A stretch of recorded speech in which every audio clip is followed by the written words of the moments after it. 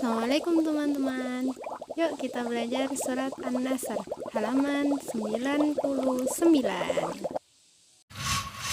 An-Nasr ayat 1. Idza jaa nasrullahi wal fath. Idza apabila jaa telah datang nasrullahi pertolongan Allah wal fath dan kemenangan. Idza jaa nasrullahi wal fath. Apabila telah datang pertolongan Allah dan kemenangan. An-Nasr ayat 2. Wa ra'aitan nasa yadkhuluna fi dinillahi afwaja.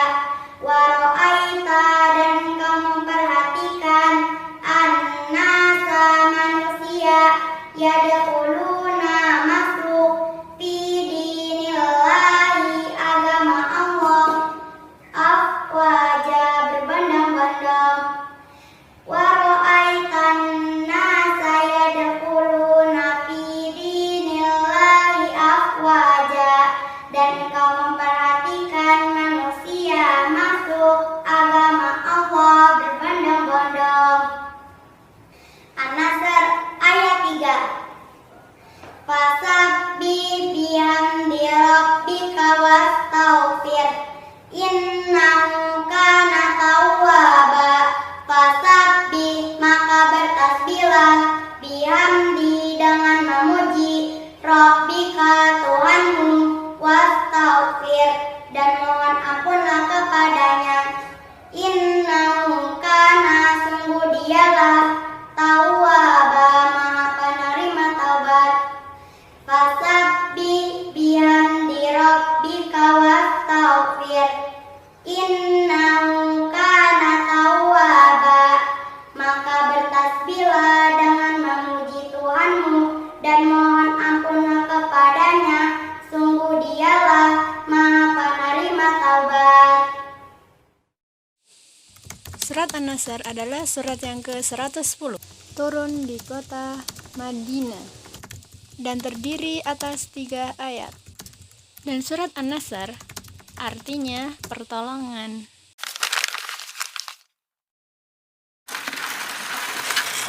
Surat An-Nasr itu menceritakan tentang Fathul Mekah. Apa itu Fathul Mekah ya? Baiklah, Fathu Mekah adalah peristiwa pembebasan kota Mekah oleh Nabi Muhammad SAW beserta kaum muslimin dari cengkraman orang kafir Quraisy. Terjadi pada tahun 630 Masehi atau bertepatan dengan 10 Ramadan 8 Hijriah.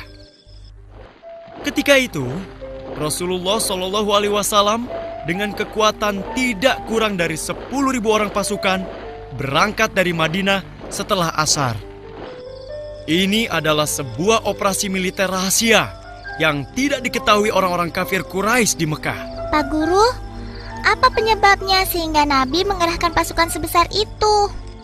Awalnya adalah tindakan pengkhianatan dari orang-orang Bani Bakr terhadap perjanjian damai Hudaibiyah yang disepakati oleh kaum muslimin dan kafir Quraisy.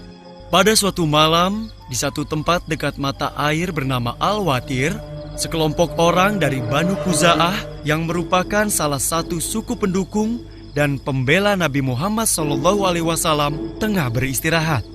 Sebagian dari mereka ada yang tertidur, sebagiannya lagi ada yang tengah melaksanakan sholat. Namun, tanpa mereka sadari, di balik rimbunan semak dan pohon, ada mata-mata yang mengintai. Kalian siap? Siap! Lalu malam yang sunyi itu pun dipecahkan dengan teriakan keras. Serang!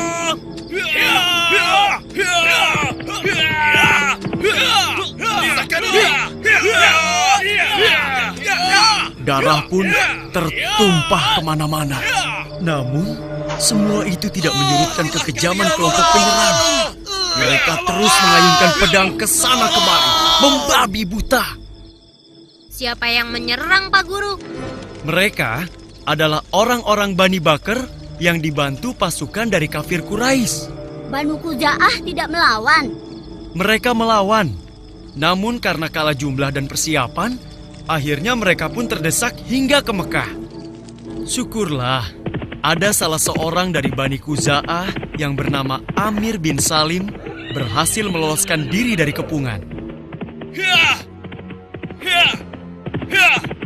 Hah? Ada apa ya? Iya, itu siapa ya?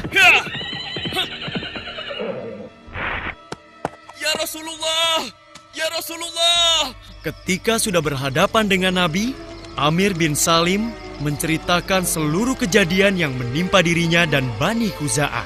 Maka, Amir bin Salim pun meminta bantuan Nabi untuk menghukum kaum kafir Quraisy.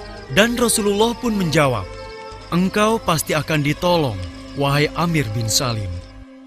Tiba-tiba, saat itu muncul mendung di langit. Lalu beliau bersabda, "Mendung ini akan memudahkan pertolongan bagi Bani Ka'ab." Nah, inilah yang menjadi awal pengiriman pasukan kaum muslimin ke kota Mekah. Nabi Muhammad SAW memasuki Mekah dari dataran tinggi Qida dan memerintahkan Khalid bin Walid bersama pasukannya agar memasuki Mekah dari dataran rendah Qida. Akhirnya, kaum muslimin memasuki Mekah tanpa mendapatkan perlawanan, kecuali Khalid bin Walid. Ia menghadapi sejumlah kaum musyrikin yang di antara mereka terdapat Ikrimah bin Abu Jahal. Khalid memerangi mereka dan berhasil membunuh 24 orang dari Quraisy dan 4 orang dari Khuzail. Nabi Muhammad SAW mulai memasuki kota Mekah dengan menunggangi unta dan mengenakan sorban berwarna hijau di tubuhnya.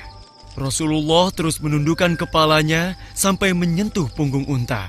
Inilah bentuk sikap merendahkan diri kepada Allah Subhanahu wa Ta'ala. Beliau menyadari betul, hanya berkat pertolongan Allah sajalah semua ini bisa terjadi. Lalu, apa yang dilakukan Nabi setelah itu, Pak Guru? Selanjutnya, Rasulullah SAW bersama-sama Muhajirin dan Ansor menuju Ka'bah. Di sana, beliau menghampiri Hajar Aswad dan menciumnya. Setelah itu bertawaf mengelilingi Ka'bah. Ketika itu, di sekitar Ka'bah terdapat 360 berhala. Kemudian, Rasulullah SAW dengan menggunakan tongkatnya menghancurkan berhala itu satu persatu. Subhanallah, setelah 8 tahun terusir, akhirnya Rasulullah dan kaum muslimin kembali ke kota Mekah dengan kemenangan yang gemilang. Kemenangan yang diraih dengan damai. Kemenangan yang tidak diikuti rasa sombong dan keangkuhan, tapi penuh rasa syukur dan kerendahan hati pada Allah. Kemenangan yang membawa ketenangan dan ketentraman. Kemenangan, apa ya? Wah, susah deh kalau dapat giliran yang terakhir. Aduh, apa ya? Nah, kemenangan yang menandai bahwa tugas Nabi mau selesai. Hah? Jangan asal kamu, Dok. Iya nih, nggak pakai mikir kalau ngomong. Kalian jangan marah dulu. Apa yang dikatakan Dodo bisa jadi benar juga. Hah? Maksudnya, Maksudnya, Pak? Begini, 3 tahun setelah Fatu Mekah, tepatnya pada tanggal 12 Rabiul Awal tahun 11 Hijriah, Rasulullah SAW pun wafat. Meski masih ada beberapa peristiwa penting dalam kurun 3 tahun itu, namun dapatlah dikatakan peristiwa Fatu Mekah adalah salah satu tonggak terpenting dalam perjalanan dakwah Nabi. Inilah puncak kemenangan kebenaran atas kebatilan. Cukup sekian ya teman-teman, semoga bermanfaat. Assalamualaikum.